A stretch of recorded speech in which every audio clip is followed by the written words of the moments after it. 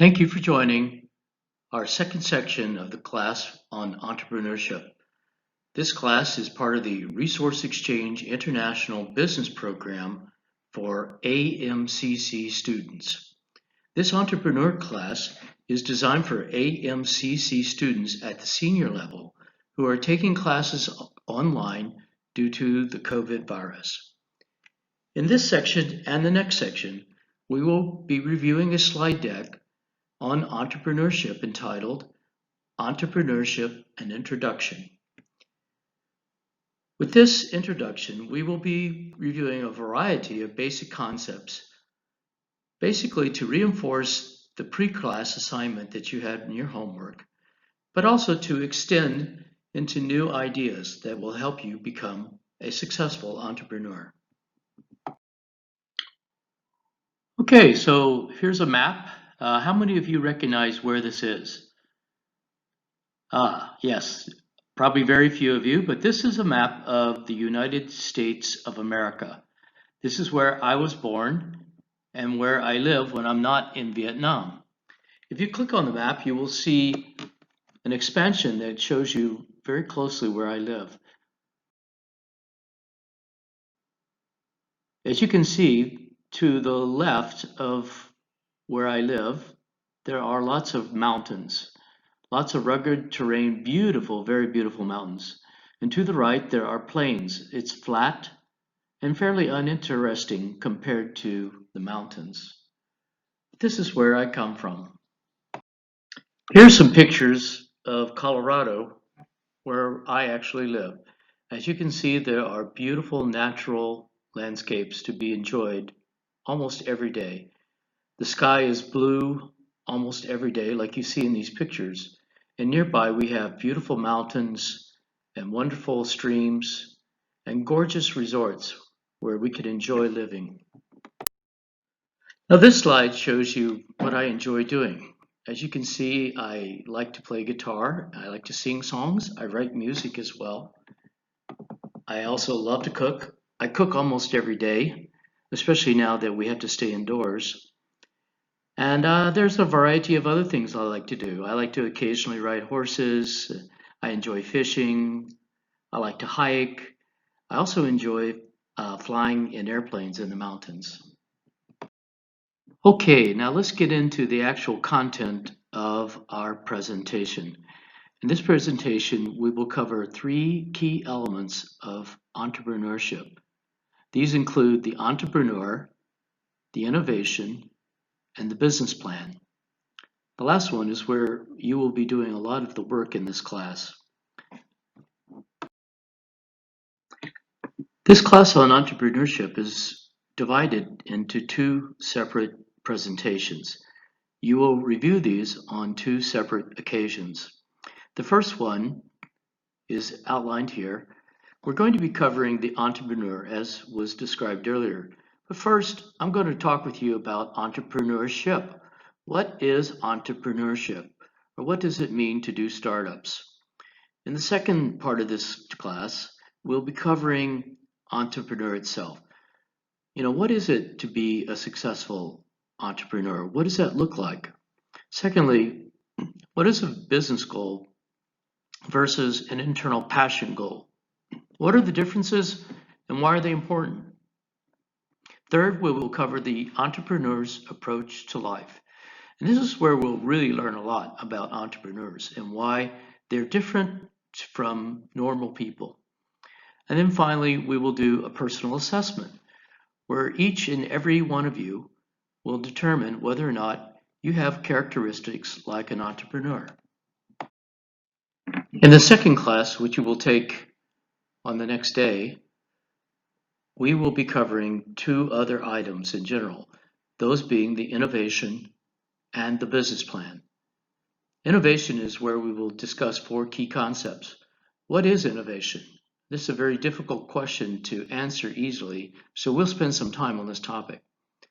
We'll also talk about different types of innovation and finding markets for innovation.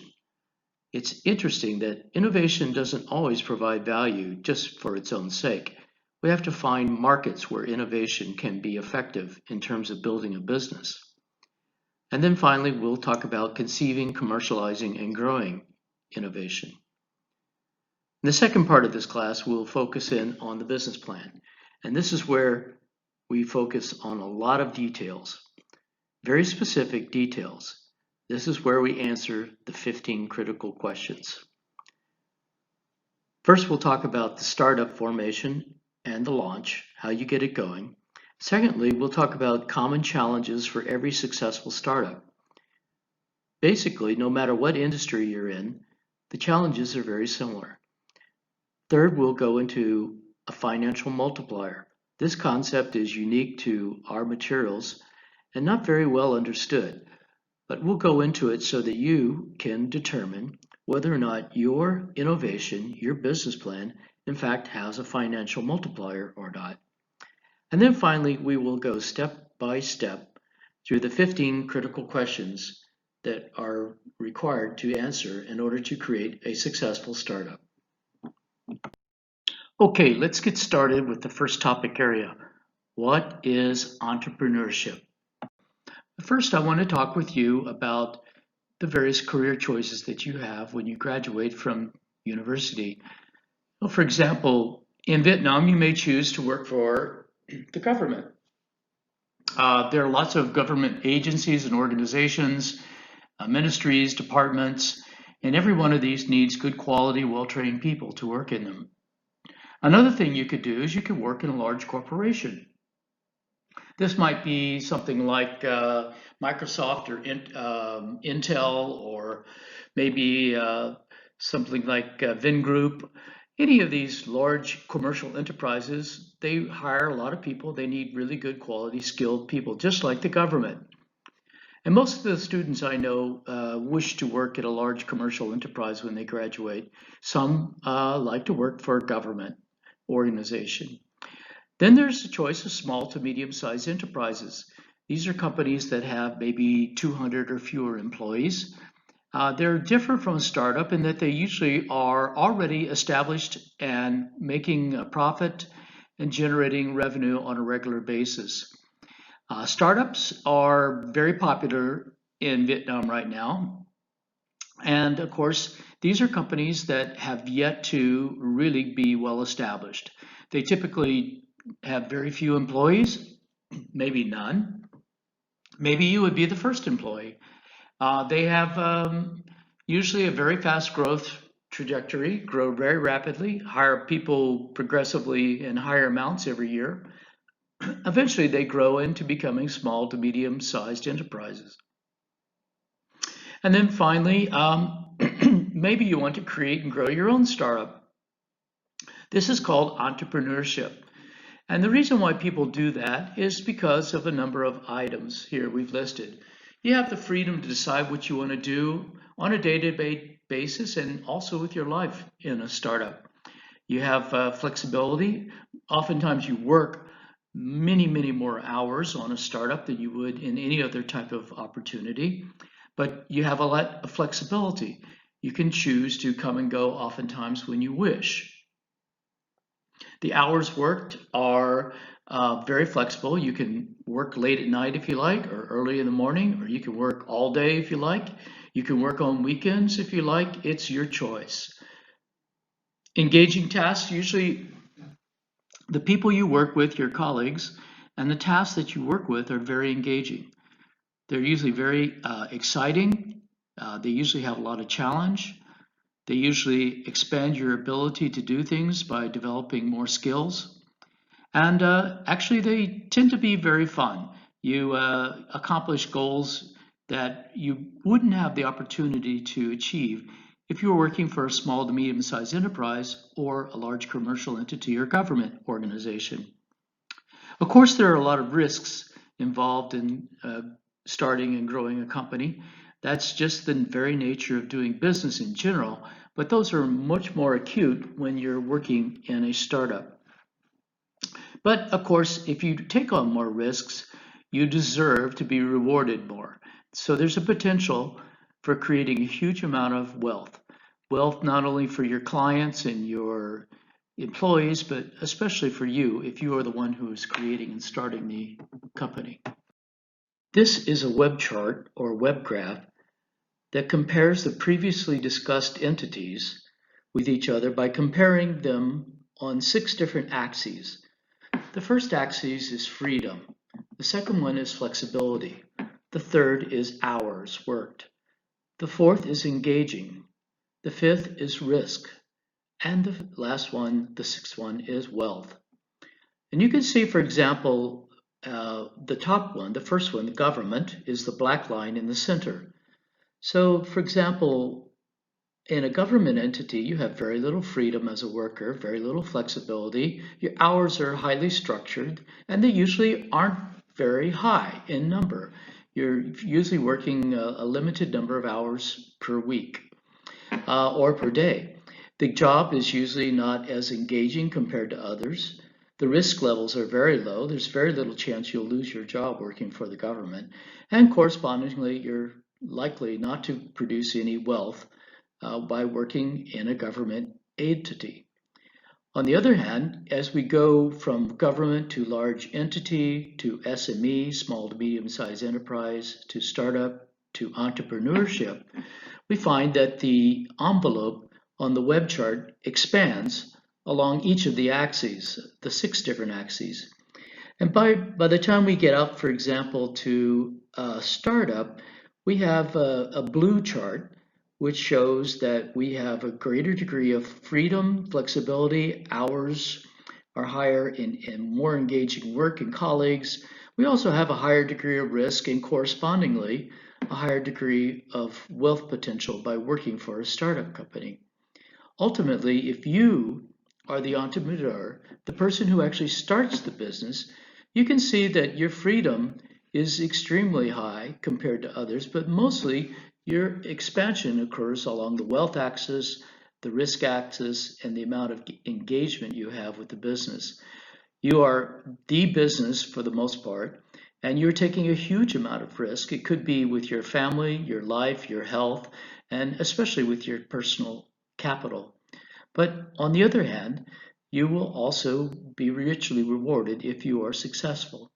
So you can see by going from government to large entity to small to medium sized enterprise to startup to entrepreneur, this web diagram is expanding on several different axes, but mostly expands on the axes of engagement, risk, and wealth.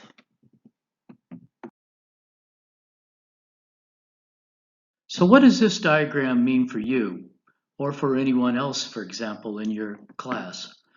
It means that you have choices. You can choose what type of company to work with based on the kind of life goals that you have and the types of living arrangements that you have.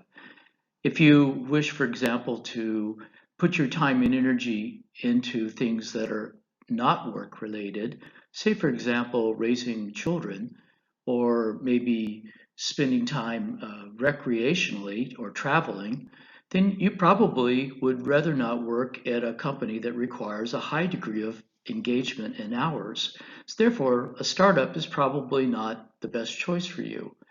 If you'd like a very reliable, steady job that has a minimal amount of hours worked, then a part-time job at a large or medium-sized entity would be attractive, maybe even a government job.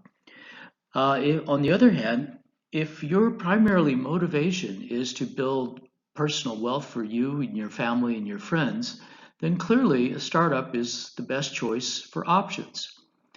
Maybe you want to do one or the other, or maybe you want to do both. Many people I know have started their career paths by working first for either a small to medium sized enterprise or a large corporation, and then ultimately shifting over toward working at startups and then becoming an entrepreneur. In fact, that's what I did myself. My first job outside of doing research at the university was to work for a very large corporation. In fact, two of them. One of them was called Motorola, and the other one AT&T, both very large corporations. And in fact, AT&T at the time was the world's largest corporation. After that, I went to work for a startup. I went right directly to a startup. I bypassed the SME stage. The reason I wanted to do that is because I wanted to be an entrepreneur. So I started to learn how to build a company by joining a startup. I joined a startup with a very famous entrepreneur who was very successful. His name was Dr. Petritz. After working for him for about 5 years, we took the company public. It became listed. I then shortly resigned my position and started my own company by myself. I became an entrepreneur. And driving me was a desire not necessarily for more work hours, because I was already working quite a bit. It was a desire to take on something that was much more engaging, that would ultimately have the opportunity to produce a high amount of wealth. You can do this too.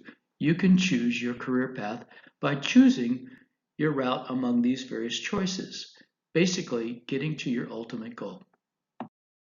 So many people I know aren't really interested in being an entrepreneur or by being involved in a startup.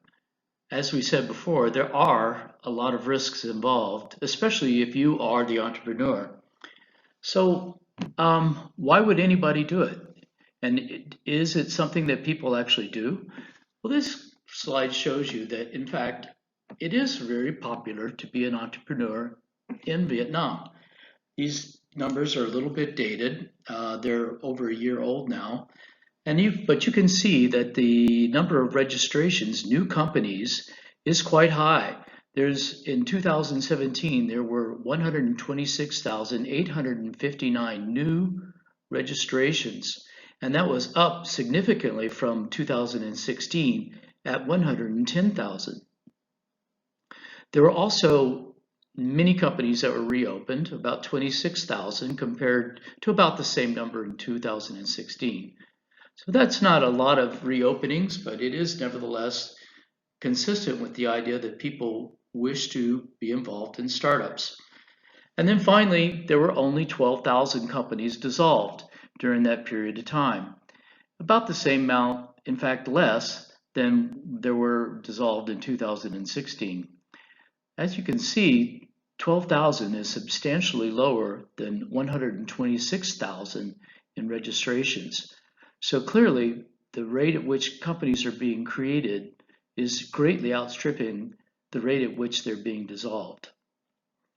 Secondly, in small to medium-sized companies, it's interesting to see what's going on in Vietnam there as well. So 98% of all businesses in Vietnam are small to medium-sized enterprises. So, do you want to work for a large corporation? Maybe so, but there's certainly a huge amount of companies that you can choose from that are small to medium-sized enterprises. There are in fact over 600,000 of them. If we draw the line at 200 employees, there's over 600,000 small to medium-sized enterprises you can choose to work from. 68% of them are what are called micro small to medium-sized enterprise, or less than 10 employees. I would tend to categorize those as being, more mature startups. If they have 10 employees, they probably have been in operation for a while, or they're well funded. Obviously, if they only have one employee, that clearly it would be a privately owned business, maybe not a startup, but something that is run by a single individual, maybe like a consultant or a freelance accountant or web developer. And these small to medium-sized enterprises create 41% of the gross domestic product of Vietnam. So that's huge. And even more so, they create more than 50% of the employment. So clearly, small to medium-sized enterprises and startups in Vietnam are very popular. It's not necessary that you get a job working for a government entity or a large corporation. So now that we know that entrepreneurship exists in Vietnam and that startups are a popular way to pursue a career path, let's talk about the word itself. Let's talk about entrepreneurship. What does it mean? It's a very difficult word to say, and it's probably not used very often in Vietnam. I oftentimes hear people say startup. I rarely hear people say entrepreneurship. So let's break it down. The word is entrepreneurship. Entrepreneurship. Say it with me. Entrepreneurship. It comes from the French word entrepreneur. I can't say it well. Sorry, my French is bad. But anyway, it's a word that means to undertake. It doesn't mean startup, it means to undertake. It's basically the same kind of meaning, but it's more broad than startup, to undertake. The school of thought was developed by the French economists of the 1700s. It was during the time when the first industrial revolution was underway, and people started to notice a pattern. They started to notice that certain people had a hunger or a thirst for starting businesses, to pursue new ideas, to come up with revolutionary ways of building new equipment and building new factories, bringing new product to market. And so economists in France began to recognize this pattern, and they created this idea of a startup entrepreneur.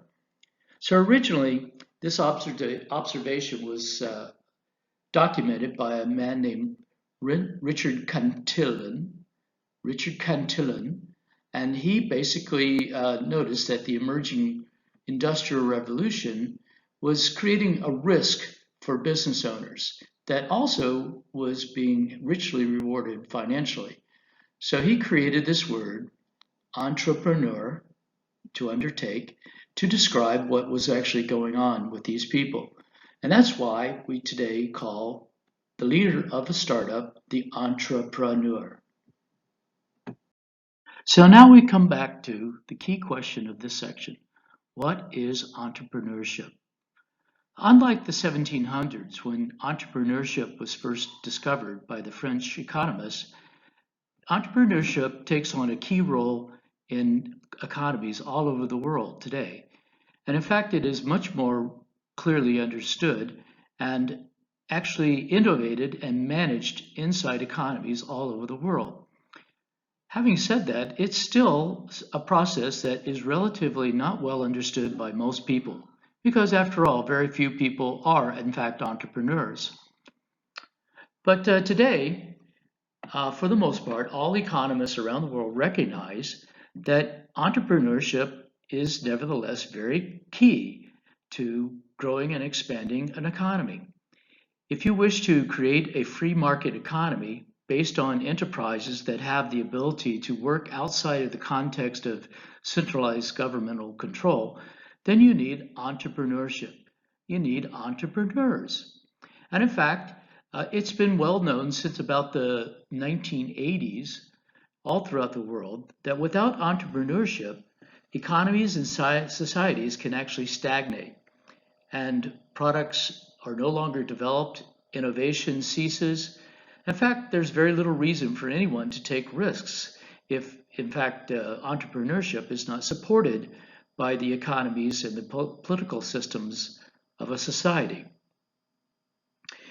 Entrepreneurship is, however, a very dynamic process, a process that includes, at the personal level and at the organizational level, vision. It also requires the ability to create and embrace change and to be very creative while solving lots of challenging problems. It requires the application of energy and, most importantly, passion from the entrepreneur and the key members of his team toward creating and implementing new views and solutions. In fact, it is the process that is based in innovation and application that creates the value of a startup. By embracing problems and creatively solving them, bringing new ideas and creative solutions to a society, entrepreneurs and startups create value. So now that we understand a little bit more about what entrepreneurship is, let's focus on our next topic, the entrepreneur. In fact, startups and entrepreneurship are not possible without the entrepreneur. The entrepreneur is, in fact, the primary resource in creating new businesses and opportunities and pursuing visions that ultimately transform economies of entire societies in the world. So let's think a little bit more about who this person is, what they are, and what makes them successful. Okay, what is a successful entrepreneur? After all, we can learn a lot from them if we can figure out exactly what they are, who they are. I want you to look at this picture. Look at these people. Do you recognize any of these people? I recognize a few. You might recognize more. But look at them. Why are they different? What's unique about them that makes them a successful entrepreneur? Is it that they smile or that they wear nice clothing? I don't think so. There's something about these people that are unique, that are different from the average person. What is it? What is it that makes them successful? So let's start to answer that question. The answer to this question lies inside the entrepreneur, not outside the entrepreneur. In fact, it is the entrepreneur and their personality, their talent, their energy, their drive that makes the startup successful. The individuals that are successful entrepreneurs are energizers. They bring energy and passion to the process of building a company. They're unique that way. Secondly, they also have a quest for new venture creation. They are really excited about creating a new company and building it and growing it. They enjoy the process of taking on the challenge. In fact, they are fully committed. They'll do whatever it takes to succeed in this new venture, to sustain it, and to make sure that everyone who's involved with it is excited about it. It is, in fact, their motivation, their passion, their energy that energizes everyone that they come in contact with. It is that passion, that energy, that drive, that commitment to success, no matter what, that in fact sustains the business and creates the value over a long period of time. Now you might say, okay, is this a special person or is this just a normal person who's excited? I can tell you from my experience that this is not a normal person. In fact, I myself I'm an entrepreneur. I think I told you that earlier. I've built many companies and I know what I had to do as an individual to lead those companies to success. And sometimes the success was huge and sometimes the success was small. More often than not, it was small. But I can honestly tell you that the amount of success in the business was almost directly proportional to the amount of time and energy and passion and commitment and enthusiasm I put into motivating people to help my business succeed. Okay, let's take a look at some more successful entrepreneurs. Maybe by studying them a little bit more carefully, we can learn some more about what it means to be a successful entrepreneur. Now look at these people on this page. Do you recognize any of these faces? Which one is Bill Gates from Microsoft? How about Steve Jobs from Apple? Do you recognize Mark Zuckerberg from Facebook? How about some of these Vietnamese leaders? Have you ever had Chung Nguyen coffee? So anyway, these people are very successful, extremely successful. I can assure you, though, that most of them didn't start off with a lot of money in their pocket. Most of them started off just like you and me. They were average, simple people who didn't have anything to start with or very little. So, what makes them different? Why are these people successful?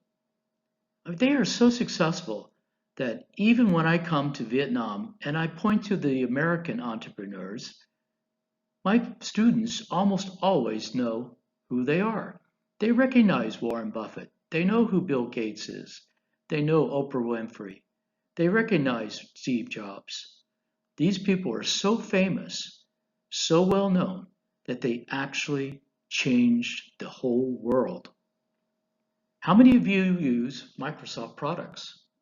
Do you have Microsoft Word? How about Microsoft Excel? Do you work with PowerPoint? You're actually viewing this. It's a PowerPoint presentation. So this one man, Bill Gates, motivated through his passion and his energy to literally change the entire world. So today we use Microsoft products everywhere we go. How many of you have an iPhone?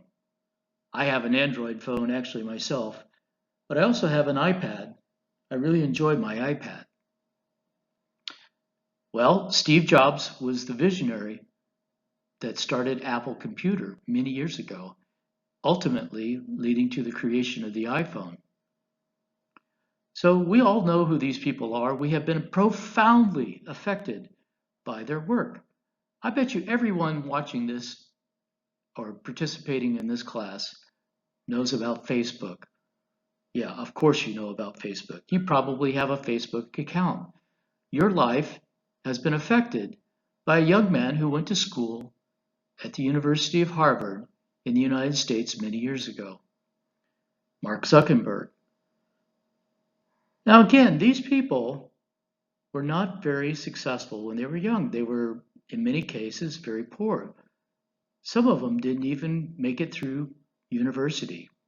So, what is it about them that's unique? What is it that's different? I want you to think about that with me as we move forward in this discussion. So, to get started, to answering what is it about these people that's different, that led them to be very, very successful entrepreneurs that changed the world, let's look at this list. First off, they do more than exist. Most people I know don't do this. They don't do more than exist. And what I mean by exist is they follow a fairly standard life. They get up in the morning, they have breakfast, they might deal with their children, they go to work, they work at the office or on the job for maybe 8, 10 hours. They come home, they have dinner, they might enjoy a movie with their family or watch some television, watch the news, then they go to sleep.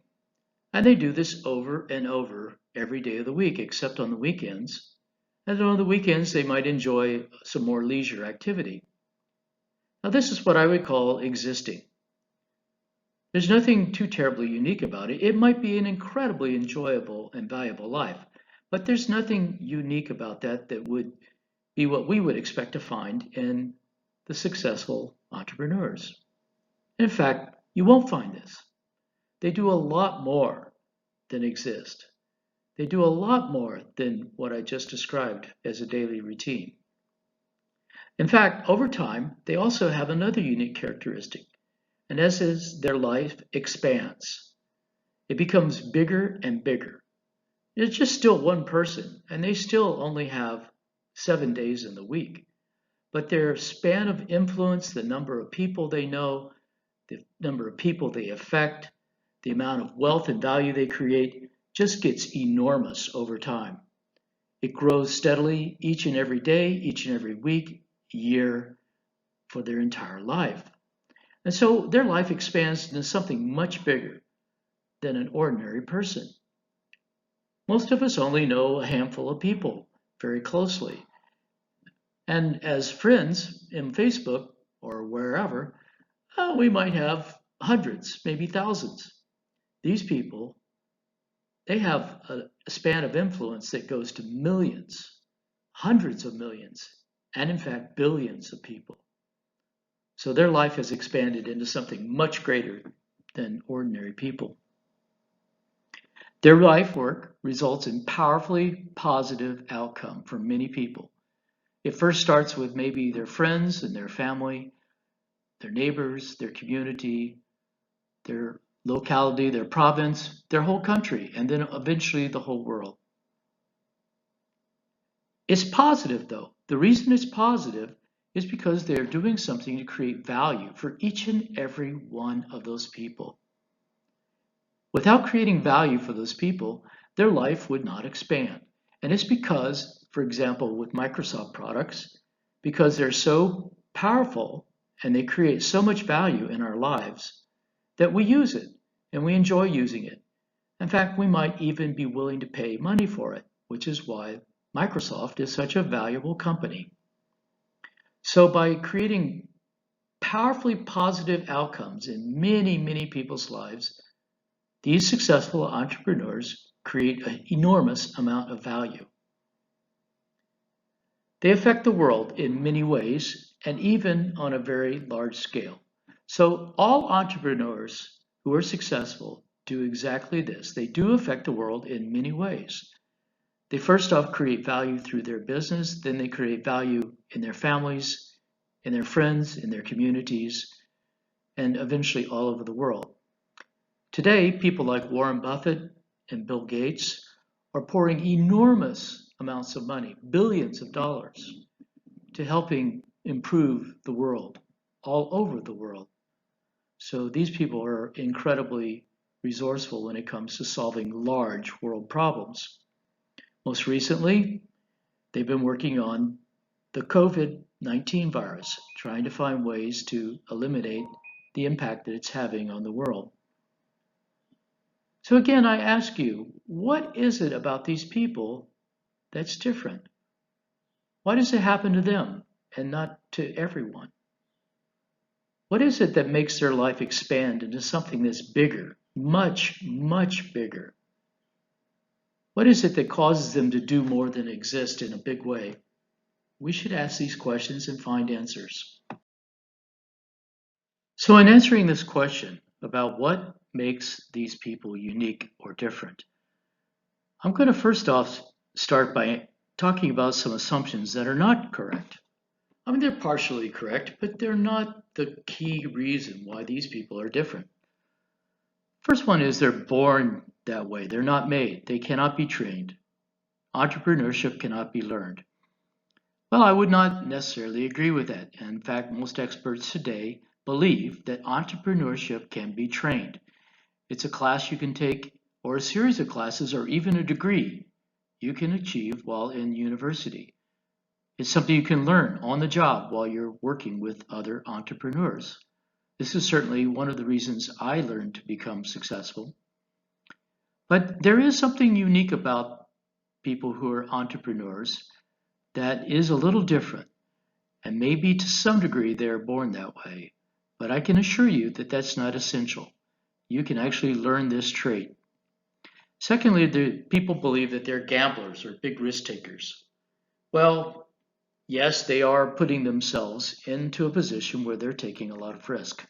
However, if you talk to entrepreneurs, most of them will explain to you very clearly what the elements of the risk are and how they can be achieved or addressed successfully. Most entrepreneurs, in fact, feel like the risk associated with starting a business is relatively low compared to the way an outsider sees it. The reason is because the outsider doesn't have the same level of understanding, the depth of expertise and skill and knowledge that the entrepreneur has. And so the entrepreneur sees a small risk where others see a very large risk. Money is their highest motivation. Yes, of course, money is a big motivator, and a lot of entrepreneurs are looking to make a lot of money. But this is not the main reason that they go into business. There's something more to their passion than just money. In fact, sometimes it's pretty obvious that even after making lots of money, these people still refuse to give up. They keep working very hard and building more and more value, or solving new problems, creating new businesses. Money is not necessarily their highest motivation. And in fact, at the core, it usually isn't. They need to be young and energetic to succeed. Well, this is a common misunderstanding about entrepreneurship. Yes, it helps to be young and energetic. But on the other hand, it's not such a good thing either because young people don't have a lot of knowledge and skill and ability to build a business. They acquire that over time. You can't simply take a class in college and all of a sudden know everything you need to know about building a business. Now, I myself am quite old compared to most of you students. In fact, I would guess that both of you, or most of you, are somewhere around maybe 21, 22 years old. I don't know. I can't see your faces, but I would guess it's somewhere around there. And I will tell you very honestly that I am more than 3 times your age. I am quite old compared to you, but yet I am still an entrepreneur. I am actively involved in creating several new businesses, even today. I have a hotel that I'm working on and building in my home country in Colorado. I'm currently building a business in Vietnam. It's called Noble Network. And I tell you what, I am so excited and passionate about that business and the number of lives that we are going to positively impact in Vietnam that I cannot wait to get to work every single day. And in fact, it's hard for me to go to sleep at night. I'm so excited about what we're working on. And I work every day, Monday through Sunday. It's something that I really enjoy doing. And I have the advantage that I know what I'm doing. I've been building businesses for well over 40 years now. So, you don't need to be young and energetic to succeed. In fact, it's better if you're young and energetic and you work for somebody else who's already succeeded and who knows how to succeed and who can teach you how to succeed. So they invent revolutionary new ideas. No, this is not the case either. I will show you later in this class all the different ways that innovation can create value in a new company. And most of them are not revolutionary new ideas. In fact, I've started many companies in my life, and very few of them have been based on revolutionary new ideas. Yes, I have built companies based on revolutionary new ideas, but on the other hand, most of them are not that way in my life or in most companies. We'll learn more about this when we study innovation. A top university degree is key to success. No, unfortunately not. Now, don't get me wrong, I'm not encouraging you to quit your studies at the university.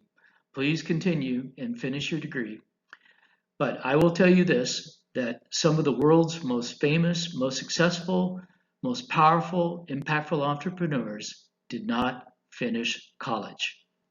Two obvious examples of that are Steve Jobs and Bill Gates. Neither one of them finished university. And I think same thing's true of Mark Zuckerberg and others as well. Now for me, I did finish university.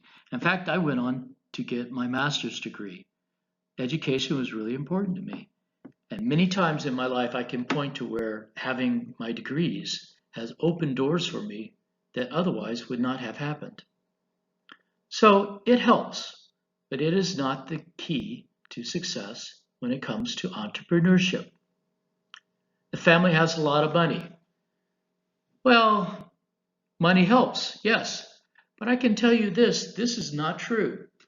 In fact, most entrepreneurs who are very successful came from poor families. It was in fact the fact that they were poor that motivated them to work so hard. This is certainly true in my case. My family was very poor when I grew up, and we were very unhappy a lot of times because of our lack of resources. So that gave me a huge amount of motivation that I learned at a very young age in life. And that young learning, that young experience with not having money is something I will never forget and is in fact one of my key motivators. I want to be able to provide for my family. I want to be able to provide for my friends, my community, and ultimately the world. And I have done that, and I continue to do that.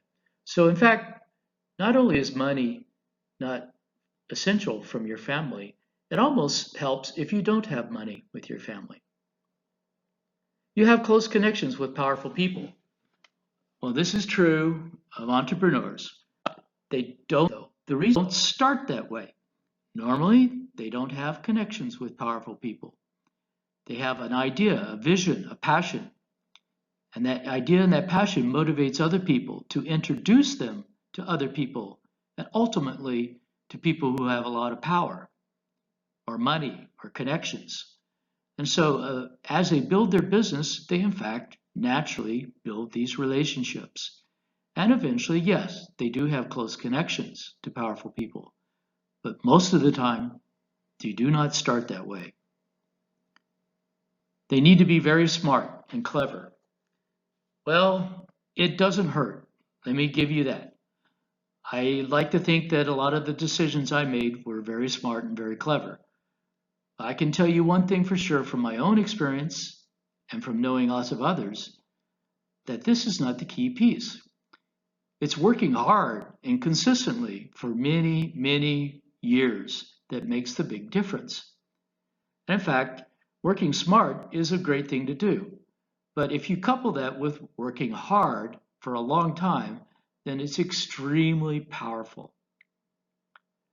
And it's not necessarily a passion for working hard that makes me successful either, or other people. There's something deeper than that. It's at a much deeper level in my soul and in my heart that makes me want to work hard for many years. Last item here is possess a unique talent or ability. Well, again, this is something that helps. It's more of a tool, it's a capability. But once again, it's not the key reason why entrepreneurs are successful. There's something below that. In fact, oftentimes the entrepreneur works very hard to develop a talent, a skill, or ability because of something that drives them to be a successful entrepreneur. So the possession of talent and skill and ability is more the result rather than the cause. It simply becomes a tool to create success. So none of these ideas are in themselves the fundamental reason why the people we saw on the prior page became successful. Okay, so let's keep thinking a little bit deeper. Now we're going to talk about what is an ingredient that you can find in entrepreneurs. What are some of the skills and abilities and unique characteristics that we do find? And these are very instructive. Again, they aren't necessarily the key motivator, the key reason why they're successful, but they're certainly a direct result of it. First off, successful entrepreneurs have an ability to uniquely see an opportunity. The economic or business opportunity they see is usually a direct result of the kind of life they live, the field they work in, the people who are in their lives, the things they read, the things they do. They see lots of information, but at the same time, they see problems that are creating opportunities. And so they have a unique ability to see a lot of information and boil it down to places where there are great business opportunities available. So that's a characteristic they have. Second one is they understand innovation and value creation. They have a sort of unique and innate ability to understand how to create new solutions, how to invent things, how to extend current capabilities into new areas, how to put things together in a unique way that has never been done before to create value. They're always focused on creating value, growing, making sure that what they do next is one step closer to their ultimate goal. And they have an ability to do that. They're focused on that. It's maybe a talent even. After a while, they do it so often, it becomes a talent. It's like playing the guitar. If you play it enough for many years, you get good at it. Willingness to take calculated risks. Even though an entrepreneur or a person who could be an entrepreneur can look at a problem, see the risks, and easily understand how to manage them, it doesn't mean that they're still willing to do it. So an entrepreneur who is successful is one who, first off, steps into the risk, who's willing to take the risk. They see the risk, they understand how to take the risk and turn it into a value opportunity. They understand how to deal with all of the challenges, but they go one step further. They're actually willing to do it.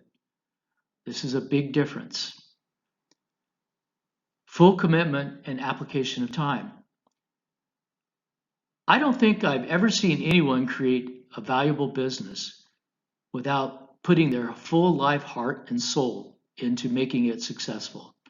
I myself have tried many times to try and build a company without doing that, and I can assure you that it didn't work really well. Usually we were still successful, but not to the degree that we probably could have been had I been fully committed to making the business a huge success. So at the end of the day, it's a choice. You can choose to work at two, three, maybe even more different companies, work on different projects, or you can make a commitment to put your entire life into one company in order to make it successful, to put all your time into doing what it takes to build that company. And this is what successful entrepreneurs do. They are so single minded and focused on success that they don't have time for anything else. Broad skills to source capital. What that means is these people have the ability and the knowledge and the skill to find money to finance their business. In order to grow a business, you need money. In fact, you need money just to keep it going steady. But growth is really key for a startup. It's impossible to grow a business without money. It's like saying you're going to ride your motorbike down the road without gasoline. It just can't happen. So money is important, and finding it is a skill. And knowing how to find it, knowing how to secure it, is something that very few people really do well. An entrepreneur who is successful, like the ones we've been talking about, they know how to do this. They know the people, they know the approach, they know the process, they know exactly where to find the resources, they know how to find money. Ability to form and manage an effective team. There's nothing more powerful than a team of highly talented, highly motivated, hardworking individuals, all focused on the same single minded purpose. In fact, an entrepreneur who's passionate about his or her ideas and objective in the business will, in fact, create those teams automatically. The people in their lives that they know will become very excited about their business. They'll be very motivated to join with the entrepreneur to grow the business. In fact, I can tell you something that you probably will be very surprised to hear. Every business that I have created started off with a team of people who are all very passionate and energetic, focused on building the company. Now, here's the surprising part. None of them were paid. They all worked for free, including myself. So why in the world would people work for no money at all to jump into something that is so risky? It's because when I start a company, I usually have one goal, one purpose in mind, and I'm very, very passionate about that goal. And I'm so excited about it, I want everybody I know to understand it and to be a part of it. And next thing you know, it just happens. So I have an ability to form and manage an effective team of people. And every entrepreneur who's successful does, in fact, the same. Now, managing people is not nearly as easy as recruiting them. Getting people to join your team oftentimes is not hard, but managing them is hard. It takes work, it takes skill, it takes knowledge and ability. So that's a difference that a successful entrepreneur has. And sometimes they're not so good at it, so they hire other people to do that. Passionate leadership and communication skills. Well, I just talked about that. You have to be passionate. You have to be highly motivated and energetic and excited about what you're doing. People around you have to see that you're so excited about it, you're not doing anything else in your life but trying to make that happen. They're naturally curious, what in the world are you doing and why are you doing it? And so you have the opportunity to communicate with them. You don't have the opportunity to do it often. So when you do, you want to make sure that you do it really, really well. And these people that we've been looking at, these successful entrepreneurs, they're very, very good at communicating their vision and their passion and their energy. They naturally become leaders because of that. Desire to creatively solve problems. Now, this is a different kind of statement. Now, obviously, whenever you start a business, you have a lot of problems to solve, and each day presents a whole new set of problems. I'm just overwhelmed with problems sometimes. Sometimes I have so many problems in starting my business in Vietnam that I just want to give up and go take a nap somewhere for a little while, because sometimes it can be very overwhelming. But for the most part, problems are a great thing because the more problems I have, the more solutions I can create. And each solution builds value in my business. So I'm really, really grateful to have problems. And what's even more interesting is I love creating solutions. And solutions that are creative and innovative, that are elegant, that require very little energy and time are the best ones. We want to create problems, we want to solve problems by creating solutions that basically make sure we never see the problem again. We know how to solve the problem, we know how to solve it well. And as a result, we have built another element in our business that is valuable. It's not only valuable to us, but it's valuable because we can share that value with our clients and with our customers. So I love to solve problems. And I've been this way almost all my whole life. Ever since I was a young child, going all the way back to elementary school, I loved solving math problems. I loved solving puzzles. They were just fun for me. So creative problem solving is an attribute that these successful entrepreneurs have and have had most of their lives. And finally, the skill to build a solid business strategy and plan. So these businesses are not just the result of hard work and clever thinking and problem solving. They also are the result of exceptionally good strategy and planning. It takes many years to develop the ability to be an excellent business strategist and to come up with plans that are likely to be successful. At this time in my life, I've seen so many business plans, so many strategies, and put together so many companies that I feel like I really have a very good idea of how to do this now. So it's a skill that can be developed over time. And these people that we've been studying have that skill. They know how to build a solid business strategy. They see it naturally. They get excited when they imagine what it would be. They put together extensive and detailed plans to make that strategy come true. These people have the ability to do that. Again, though, this is something that most people can learn, and that's why we offer classes and subject matters to help you. Now that we've talked about some of the essential ingredients, skills, and abilities that are necessary for a person to become a successful entrepreneur, now let's get a little bit deeper.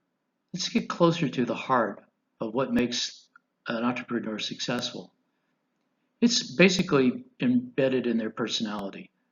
So let's talk about some of the personality characteristics that we find commonly among entrepreneurs. First off, they're driven by an intense commitment and determined perseverance. These are people that basically get described as being stubborn. They're not willing to let go of an idea. They're not willing to give up easily when they're told that they should. These are people who are just downright stubborn. Whenever they have a problem they have to tackle, they don't give up. They don't say, this is too hard. I'll just let somebody else take care of it. They don't go and necessarily give the problem to somebody else without also helping. These are people who are intensely committed to success. They are determined. They persevere no matter how hard. They never give up. These are people that are stubborn. And frankly, there's not a lot of people like this. So this is one of the key characteristics of a personality that you'll find in successful entrepreneurs. They work very hard. Entrepreneurs work hard. They enjoy it. They love to work hard. In fact, given the choice of doing something recreational versus working hard, it's really tough for them to decide. In fact, I tell you, right now I'm very happy with my employees. We're all working from home because of the virus that we're trying to avoid. And in many cases, we're isolated. We can't spend time with our friends like we used to. So we have a lot of extra time on our hands. Well, my employees are working really hard. The productivity level in our company has gone up dramatically. It's very hard for me as a boss to keep up with my employees. This is a marvelous thing. They are becoming entrepreneurs. They're working with me because they want to learn how to become an entrepreneur. So they like working hard too, and so do I. Optimism. Optimistic is another characteristic in the personality of an entrepreneur. Now, this is not necessarily unique to entrepreneurs, but it is an essential ingredient that an entrepreneur's personality must maintain. Optimism is something that is very infectious. Whenever someone is optimistic, a person has to decide, well, am I going to be optimistic too? Am I going to be motivated in a positive way when they see that? Of course, they can always choose not to be optimistic. They can choose to be pessimistic. And sometimes there's a lot of value in taking the opposite position. But most of the time, whenever surrounded by people who are optimistic, we feel optimistic. And the same is true. When we're optimistic, we tend to help others feel that way. Now, optimism helps people take on challenges. It helps them persevere and move forward when otherwise they could be easily convinced that they were going to fail. In fact, as an entrepreneur, I know that if I'm optimistic about success, that the people who are challenged with taking on the task that could be very challenging, they never actually even think about that it'll fail because they heard me talk about the outcome in such an optimistic fashion. So optimism is very important. Another personality trait is a commitment to act with integrity. The entrepreneur has to be a high integrity person in order to motivate people. If an entrepreneur is not a highly integrous person, then they cannot be trusted. Their vision cannot be followed. Their optimism cannot be believed. In fact, without trust among the people in an organization, it will not be able to succeed. So the entrepreneur who leads the company has to act with a high degree of honesty and integrity in order to build the company. So you'll find this among people who are successful entrepreneurs. People who work from a point of dishonesty or who take advantage of others or who are not an integrous person, they can't be trusted. And so the people they hire and who work with them won't trust them. They will not work nearly as hard, and they will not necessarily work together. They will naturally distrust everyone else. As a result, it is very, very difficult to be a successful entrepreneur without integrity. Another one is burn with a competitive desire to excel. Burn. In other words, you feel this intense energy in your heart and in your soul to excel, to be competitive, to be the best, to achieve perfection. You're not happy unless you see it. These people who are successful entrepreneurs are driven by a competitive desire to be the best at what they are to be. In fact, one of my customers recently said to me, Lauren, if you're going to run a company in Vietnam that helps build trade relationships with companies in the United States, you better make sure you're the best at that. You make sure that you can provide the best value to your customers compared to any other company. And that really stuck with me. I really believe those words. Use failure as a tool to learn. Now, this is hard to understand for a person who's not an entrepreneur. So, in order to learn, to grow, to solve problems, to build value. The entrepreneur knows that we have to put ourselves in a position where we're most likely going to fail. In other words, we have to take risks to move forward into new areas where we really don't know much about what we're doing. And as a result, we're going to fail. But each failure, no matter how small, provides an opportunity to learn. When we find a failure, we figure out why it failed. We have to learn the root cause of the failure. We have to find a way to solve the problem and then to build that value into our company so that we can move forward to find the next problem.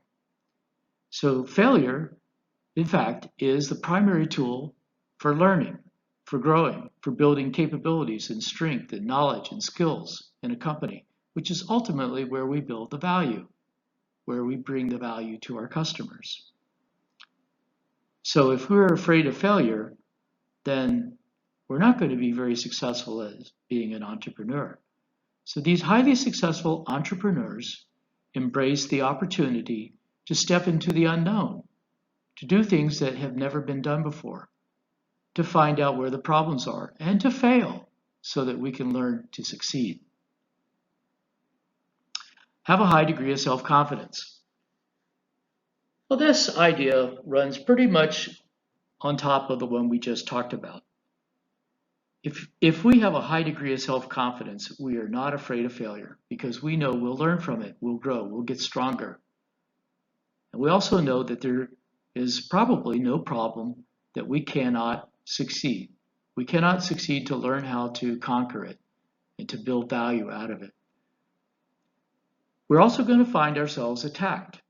Occasionally, outsiders who wish to take our business or take our value or prevent us from being successful are going to attack us. They're going to attack our business. They're going to attack our products and services. They're going to attack the entrepreneur directly. So it is important that the individual who leads a company have a high degree of self-confidence in order to withstand those attacks. This is another personality characteristic that we find in highly successful entrepreneurs. In fact, sometimes this particular trait is so strong that it looks like the entrepreneur is arrogant. And people oftentimes misread that and find it to be very distasteful. Okay, now we're getting really close. We talked about essential ingredients, skills, talents, abilities. We've talked about some personality characteristics, but we still haven't really answered the fundamental question of why. Why are these people so different? We've got a lot of great reasons so far, but we haven't really gotten to the root of what makes these people so different. Well, the next few slides we're going to talk about. In fact, we're going to talk about the subject of business goals versus internal passion goals. And this is the key to what makes a person a successful entrepreneur. So first off, help you understand what an internal passion goal is. We're going to try and differentiate it from a business goal. A business goal is an objective that the entrepreneur works on that is quite realizable in the business. The internal passion goal may or may not be related to the business goal, but is something that's deep in the heart and the mind and the soul of the entrepreneur that motivates the entrepreneur to build their business. So let's talk about this. First off, this is the one thing that is the key difference. The entrepreneur has a completely different approach to life than most normal people. It is basically the one thing that differentiates the entrepreneur from you and me and everybody else. I'm talking about these highly successful entrepreneurs. This approach to life is a passionate focus that empowers them as ordinary people to accomplish extraordinary things. Let me say that again. It is an approach to life that empowers ordinary people to accomplish the extraordinary. It's powerful. It is what I call their internal passion goal. So it's internal because it's part of them inside. It's not something that's outside of them.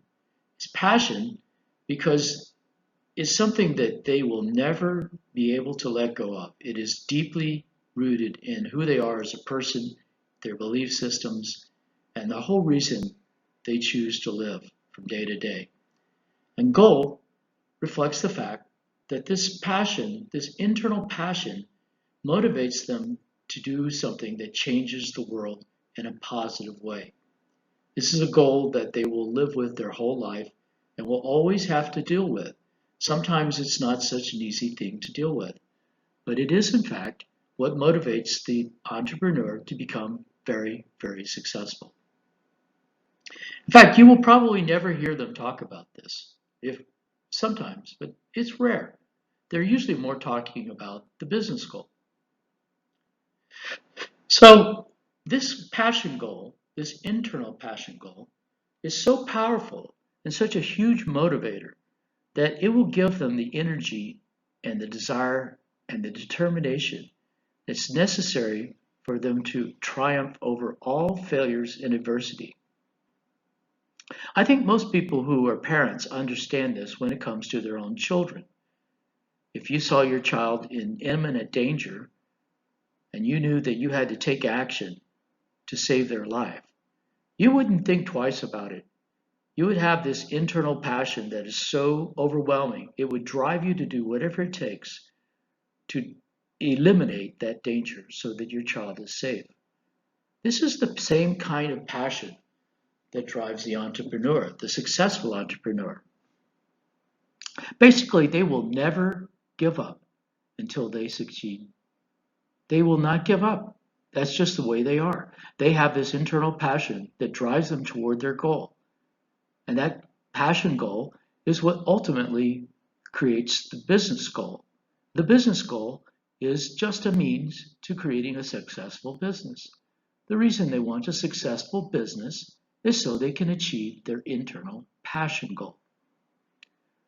So, the business is being driven by their internal passion goal, whether you actually hear it or see it or not, it's there. And because of that, the entrepreneur who's successful acts as if they believe that stopping at failure is not an option. To stop at failure means to give up on their internal passion goal.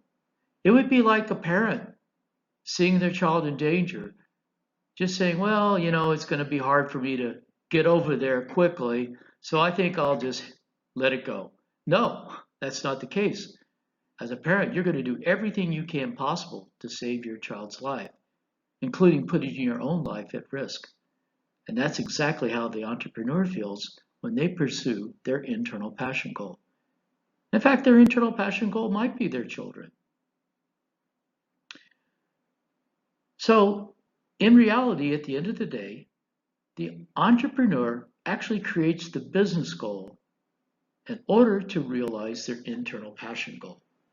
And so the success of the business is directly related to their ability to achieve their passion goal, which is why they will never give up. So now let's talk about some very specific examples of internal passion goals. These are not universal. Each and every entrepreneur has their own internal passion goal. It depends on the person. It depends on how they were raised, what experiences they had when they were a child, what experiences they had as they were growing up, the values that they learned from their parents. So one of the key ones is, as you see here, gain respect of parents. Now this one was a very big passion goal for me. When I grew up, all the way through most of my life, in fact, one of my biggest motivators, my internal passion goal, was to gain the respect of my parents. And frankly, I think I did this, and I feel really good in my heart when I think about that. So this is a key motivator for me, as it is for many people. Here's another common internal passion goal. Raise your family out of poverty and gain financial independence. Now, I told you before that my family was relatively poor when I grew up. And on top of that, I was also raised to believe that I will be a family man. I will be a man who raises a family, who has a wife, and that this would be my primary purpose in life. And so doing that in the context of poverty did not look very attractive to me. I saw on a regular basis how lack of money and resources had a big impact on the quality of the family I was in. It was not a good thing. So, in fact, as a child, I was not only motivated to become a family man, to raise a family, but I was also very motivated to make sure that my family did not have the problem of lack of money. So I learned at a very young age to work hard. And in fact, by the time I was no more than 12 years old, I was already making money by working jobs. And I started my own business then. I actually started several businesses even before I was out of college. So the point there was I was destined to become a family man, and I was not going to let it be a family in poverty. So here's another internal passion goal: make life of my loved ones safe, peaceful, and happy. And in many respects, this one's related to the first two that I showed you, but it is a little different. We're not necessarily talking about money here. We're talking about safety, peacefulness, and happiness. And these are features which don't necessarily come easily. You have to work hard for them. Make sure that your loved ones feel this way.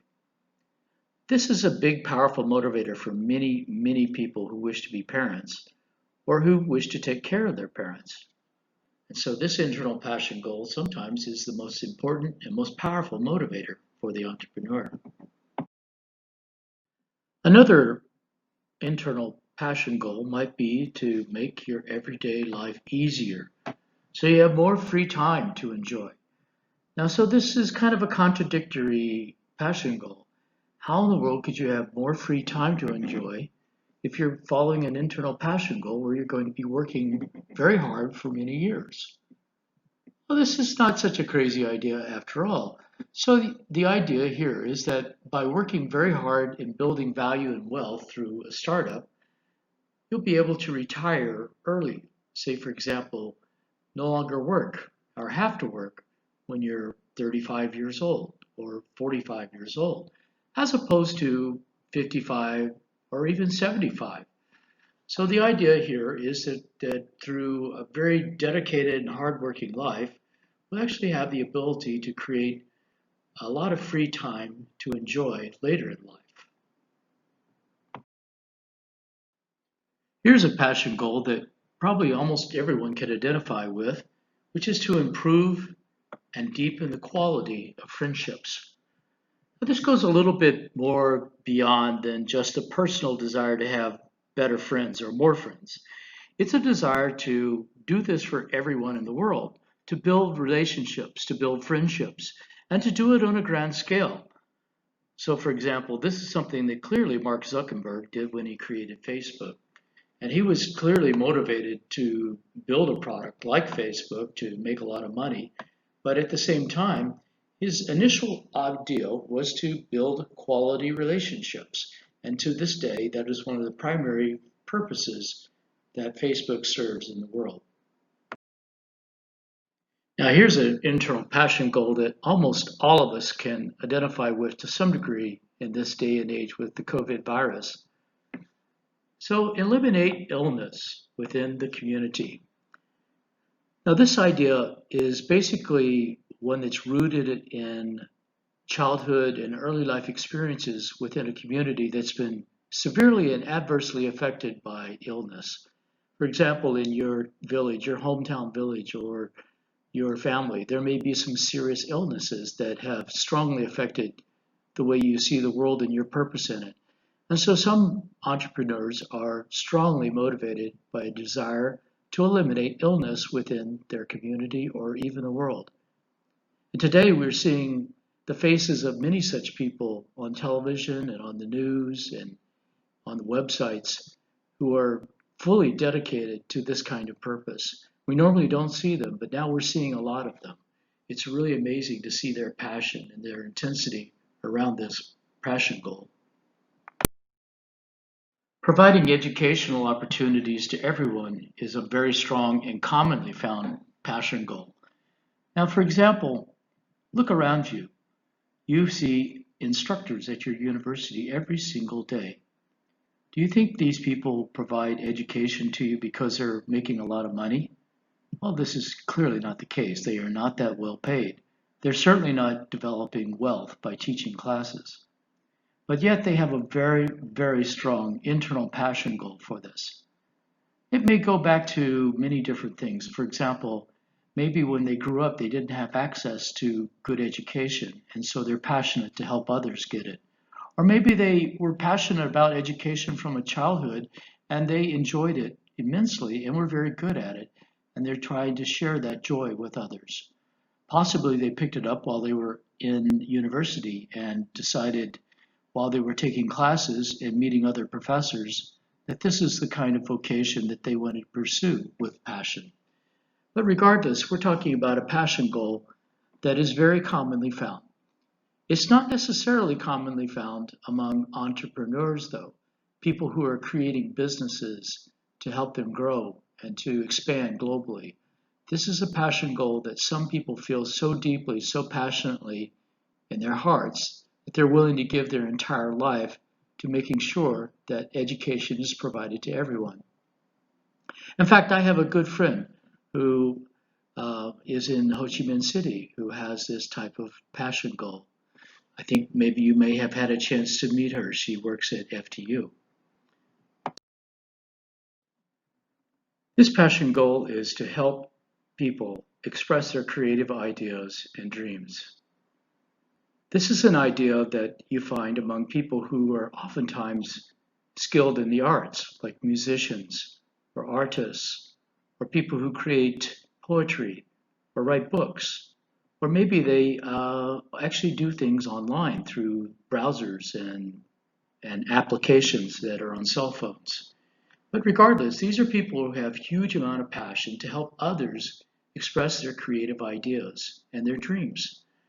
This passion comes from oftentimes an experience in their early life when they were not allowed to do this, or when people made fun of them because of expressing their creative ideas and their dreams. Another way is they possibly have had great support in doing that themselves from others. They have one or two people, maybe more, who've made a huge difference in their life by expressing their desire to support them and by actually supporting them in developing their creative thinking and ideas and dreams. And now they're mature and they wish to do that in a big way for other people. And finally, we have a passion goal example of solving a problem to improve the life of everyone in the world. Now that's a big goal. And in fact, the people that you saw earlier are those kind of people. They're really not happy unless they're putting their time and their energy and their efforts into solving problems that affect large portions of the world, if not everyone in the world. These people are big thinkers and they have huge amount of passion and energy for these ideas. And in fact, it is the very scale of the problem they're trying to solve that is the source of their energy. Now, why does somebody want to do this? It's a very good question, but surely during their early life, they were taught to believe that that was their role when they grew up, was to bring value to the world by solving problems that affected everyone. And today, I think one of the greatest examples of that is Bill Gates. He's working very hard to solve really huge problems that affect the whole world alongside with his wife, Melinda Gates. So this is a summary slide of all of the internal passion goal examples I've gone through with you. And you can see that they all basically have something in common, which is an internal passion. These internal passions oftentimes were formed very early in someone's life, and they usually don't actually have any relationship to the business that the entrepreneur is actually building. In some cases they do, in other cases they don't. For example, I told you that Bill Gates is solving huge problems that affect the entire world. In fact, everyone in the world in some degree or another. He does this work alongside with his wife, Melinda Gates. But this passion may in fact be the whole reason why he started and built Microsoft in the first place. Microsoft was the vehicle by which he was able to develop the financial resources and the global reach that was necessary for him to solve these large global problems. And in fact, Microsoft in itself solved a huge global problem, which is global connectivity on a common platform where everyone can work together and communicate together. So Bill Gates is the kind of guy that thinks globally. He has passion, and that passion comes from his early days and his experiences with his mother and his family. It's well documented. You can see it on Netflix. So these kind of internal passions are what the entrepreneur draws upon to provide the energy and the commitment to make a business successful. These passions are so strong and so powerful that the entrepreneur can never give up on their business, no matter how challenging the business can be, no matter how unbelievably difficult the problems are, because they believe truly to give up on their business would be to give up on this internal passion goal. This is what is the key to building a successful entrepreneur. These passion goals, many of us share some of them, but these are so strong, so powerful inside each of these entrepreneurs that they provide huge amount of motivation for them to build their businesses. So now I ask you, what is your internal passion goal? Do you have one? Do you know what it is? Maybe you saw among the examples something that you believe in as well. Maybe one of these is your internal passion goal. Maybe you have a different one. I've taught this class many times, and I've always asked the students this question. I get some very interesting answers I never ever could have imagined. And sometimes these passion goals are incredibly powerful. So think for a moment. Do you have an internal passion goal? What is your internal passion goal? Okay, the last slide concluded our section on internal passion goals versus business goals. I think you have a very good impression now of what is unique about entrepreneurs who are successful. It all really comes down to their internal passion goal. While we were first discussing that, we mentioned the line entrepreneur's approach to life. And in this section, we're going to dig into it a little bit more deeply and focus on some ideas that you can use to look at yourself. The approach to life is more or less very similar to what we've already discussed. So let's go through it again. All right, the first approach to life difference that we want to focus on is a passion for learning to the point of mastery. So thinking about yourself now, is there something that you have a passion about for learning? Are you the person in the class who always gets the top grade or almost always gets the top grade? Do you like to study something until there's not a single part of it that you don't understand, that you've mastered the material? So entrepreneurs usually have this passion. They love to learn. They're excited about learning, and they never stop learning. And they like to learn to the point where they've mastered the subject. Does this apply to you? The next approach to life difference is hardworking. The entrepreneurs who are successful put their time, their focus, and their energy into solving challenges and problems, and they love to work hard. They actually enjoy it. When it comes time to decide between going somewhere and hanging out with their friends or watching a football game or maybe going out to be ahoy or a party with friends, oftentimes an entrepreneur finds himself in a very difficult situation. More often than not, they would choose to work as opposed to doing these things with their friends. Are you a person who naturally likes to give up doing social activities because you have a passion or a hobby or work that you have that you would rather be doing? So, in the entrepreneur's approach to life, we also find commonly a passion for something. Obviously, they're very passionate about their business. Do you exhibit a passion? Do you have a passion for a hobby, or maybe school, or job, or maybe sports? Maybe you play on a sports team and your passion is for your team. Think about it. Do you have a passion? Another approach to life found among successful entrepreneurs is high integrity. In other words, they do what they say they will do.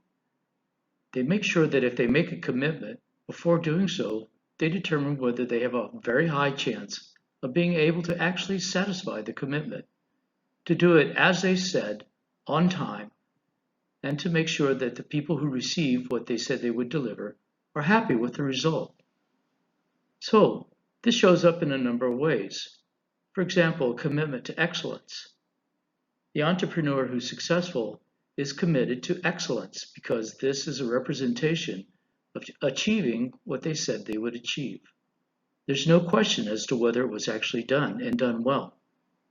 Another one is they honor values through their actions.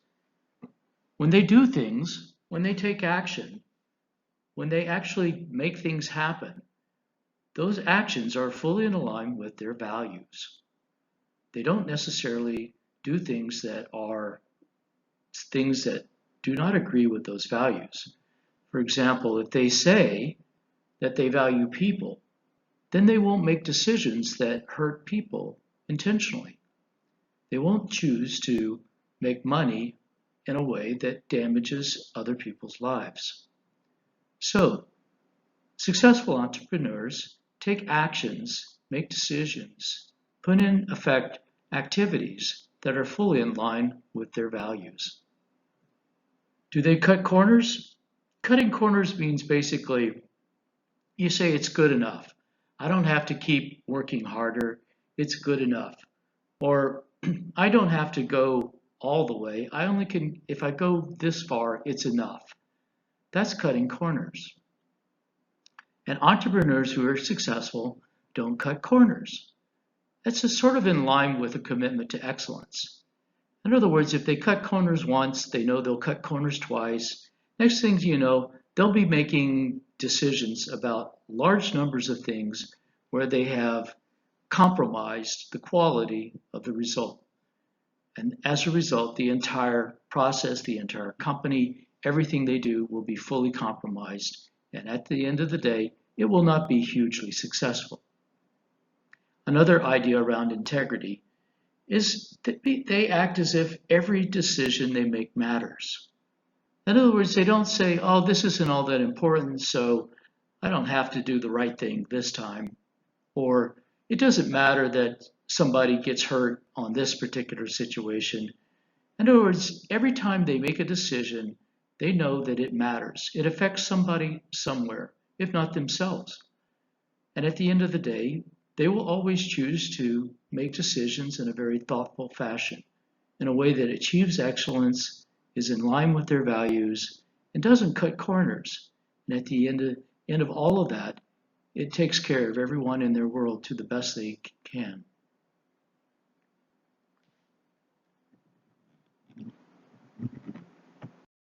Number 5 on our list of entrepreneurs' approach to life is good at solving problems.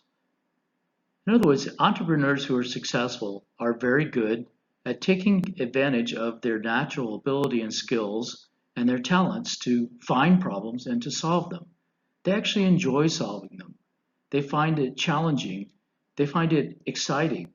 They see it almost like a game. And they surround themselves with other people who like solving problems. Over time, by solving lots of problems and building systems in a company that enable them to solve these problems rapidly once they're encountered again, the company builds value. And in turn, that value provides value to their customers and clients. Because of that, their customers and clients are willing to engage with them and to pay them for their services or for their product because it solves problems for them. Are you a person who enjoys solving problems? Do you like math? Do you enjoy social dynamics where you help people get along with each other better? Are you organizing programs and projects? Are you making sure that administrative activities are running smoothly in organizations you're involved in? Do you enjoy solving problems? Do you like to see the problem disappear once you've made it a solution? So this is another thing that we have to think about if we believe that we could possibly be an entrepreneur. Now, going to the next slide, we start with number 6 on our list. Enjoys working with people. Well, this sounds a little bit counterintuitive since earlier we said that the entrepreneur would oftentimes choose to work instead of engaging in social activity. But this is a little bit different. Here we're working, and of course the entrepreneur loves to work. But do they love to work with people? Of course, in order to be highly successful, the entrepreneur needs to know how to work with people and to do it well, to do it skillfully, to do it in a way that motivates people to do incredible things. And they actually enjoy that. They find it challenging, interesting. It's sort of in line with problem solving and skills development as well. But they find it to be something that is very fascinating and fun in the long run once they master how to work with people. So, are you a person who enjoys working with people? Do you find it fun to be a part of a team? To be a leader of a team? Do you enjoy being part of your family or your group? Do you find it interesting how people get along and engage with each other? Think about this. These are skills that are important to becoming a highly successful entrepreneur. Another key characteristic for the entrepreneur's approach to life is that they treat everyone respectfully. They definitely are different in this regard from most people. They show a desire to care for other people's needs. And this goes quite contrary to the typical view of a business leader. We typically think of business leaders as being very hard-nosed and making decisions based on money alone. Well, hopefully, they're making those money decisions based on their ability to make sure that they take care of their people. They make sure that they have good quality cash flow to pay their employees and to help their employees take care of their families in turn. And then finally, to build the business to have a stronger impact in the community. So this is something that is important. We need to make sure that we treat people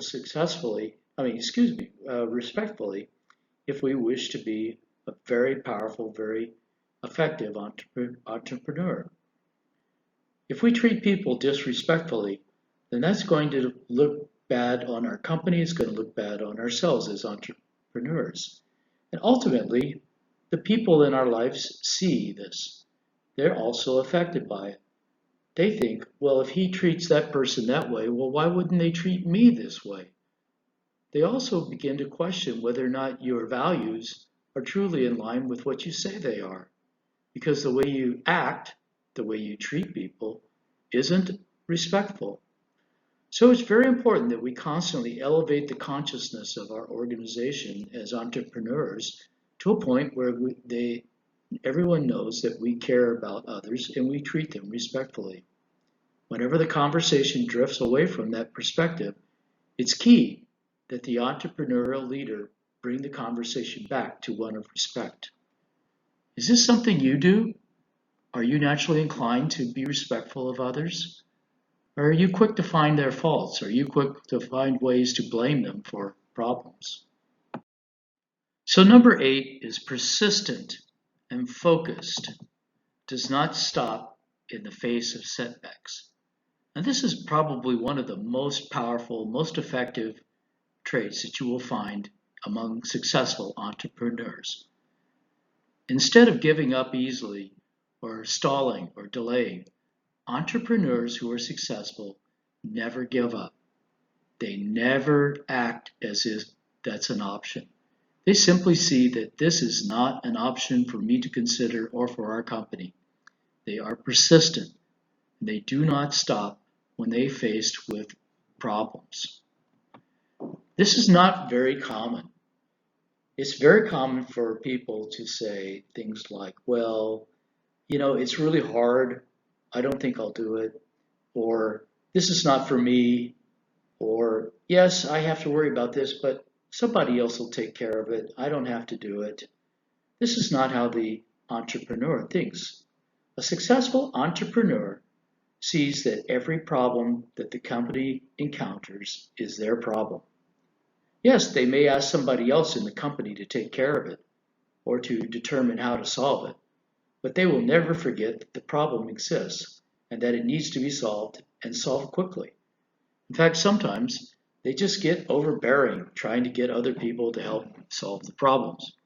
So they're persistent and they're focused to make sure that any setback does not discourage them, does not discourage the people in the company, and in fact turns into a source of energy to propel everybody to focus and to solve the problem. Is this something that you do? Are you persistent? Are you focused when you experience a setback? Or are you likely to feel discouraged? Are you likely to feel like you want to give up? Do you give up? These are good questions to ask. Okay, number 9 on our list is demonstrates courage in important matters. Courage is a very important aspect to being a successful entrepreneur. Because as you know, from the very beginning, the entrepreneur has decided to put themselves into a risky situation. And it's not just once. It's risky every day. It's risky every day for years. And so they know that if they falter, the company and everyone who works for the company, all the clients, all the customers, all the suppliers, could be very strongly and powerfully adversely affected by things that don't work out. So it takes courage to be a leader. It takes courage to be an entrepreneur. And they demonstrate that courage is important in things that matter. And things that are so small that they are not very important, an entrepreneur may not be so courageous. They may ask somebody else to do it.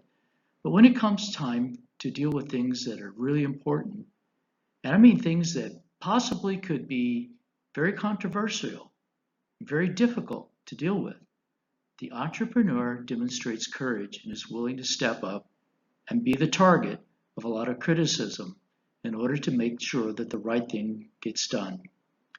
They find their courage where? They find it in their internal passion goal.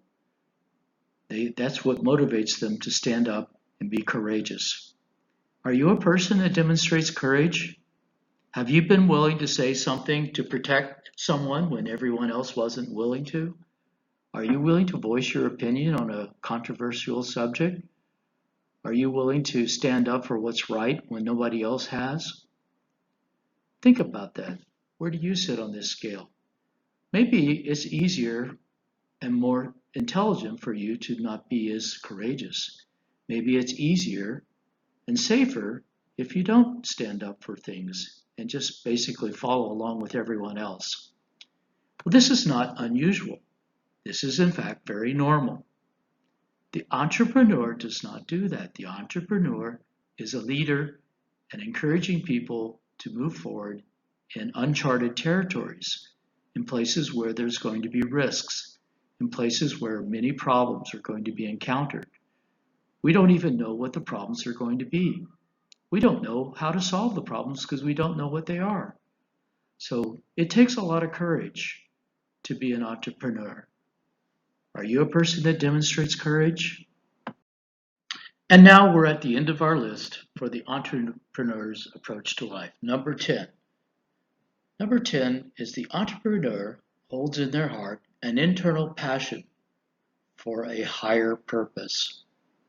This is what we were talking about earlier in regards to the internal passion goal, this higher purpose. A passion for a higher purpose is something that is very unique in people. Some people have it. It's just there.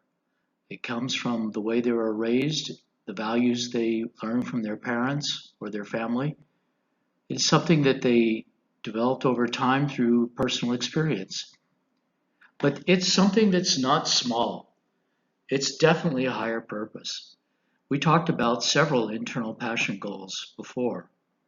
But here, I'm asking you, what is your internal passion goal? What's the higher purpose for your life? I know that your life is more purposeful than simply going to work every day and watching television at night. Or at least I hope your life is more purposeful than that. So think about it. Do you have some form of an internal passion goal for a higher purpose? What is that? Or maybe not. This is not for everyone. This is for the successful entrepreneur. The highly successful entrepreneurs, in fact, do have this. There's no doubt about it. It's okay not to have it, though. In fact, it's very common not to have it. Think about where you sit on that scale.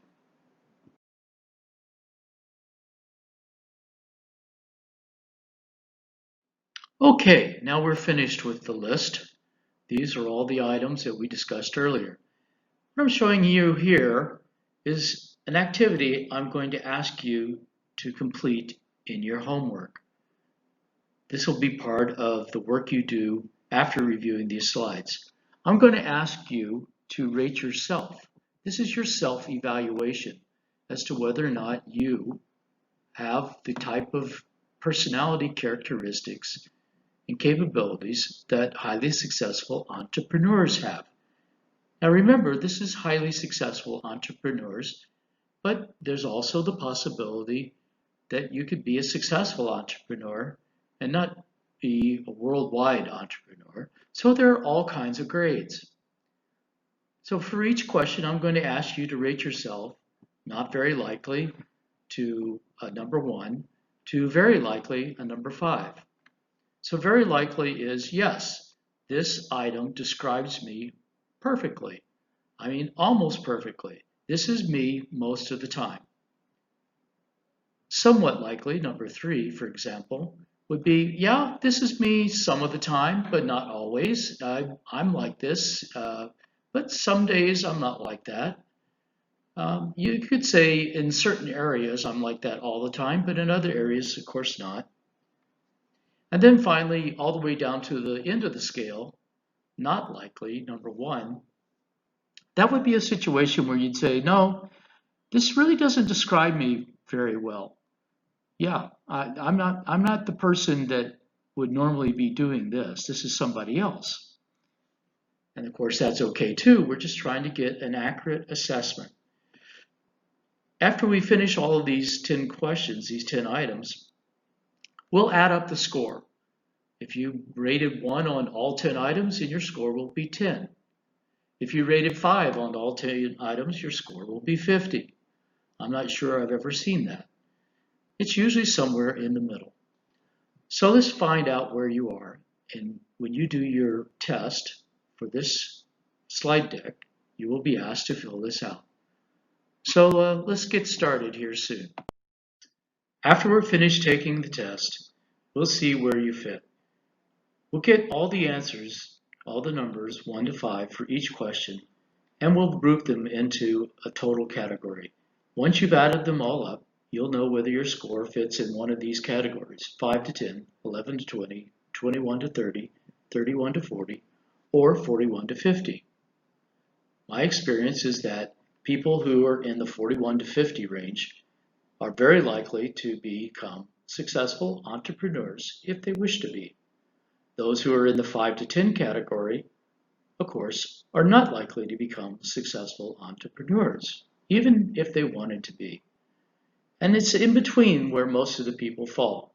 I find that most scores end up somewhere between 11 to 40, and among college students, especially seniors, they tend to be more in the range of 21 to 30 and even 31 to 40. There's a normal distribution, as you might expect, but with college students in their senior year, they typically group in the 21 to 50 range, with some actually falling in the 41 to 50 range. Now, if you're not in the 41 to 50 range, it doesn't mean that you're not likely to be an entrepreneur or successful. It just means that you're not on the top of the scale. We need to consider these things if we wish to become an entrepreneur. The higher you up on this scale, the more likely it is that you share the characteristics with other successful entrepreneurs, especially the ones that I know and have seen. The lower you are on the scale, the less you share with these entrepreneurs. It doesn't mean that you necessarily won't be successful. It's just something to take into consideration. As we said before, the key to success in a startup is the entrepreneur. The entrepreneur has the vision, the energy, the passion, and the entrepreneur motivates the people that he or she surrounds himself with to become successful. So the more likely you have these traits, the more likely you will become successful. Think about this. Well, we finally come to the end of our first class. Thank you for paying attention. I appreciate all the time and effort you're putting into learning this material. It's important to us at REI that we support our AMCC students and help them live as good a life as we can as leaders in Vietnam. I hope you are getting a lot of value out of this material. And furthermore, I hope that I get to meet you personally when the COVID virus is finally behind us and I can come there and see you. So thanks again. Look forward to you and seeing you anyway, or hearing you in the next presentation. Bye-bye.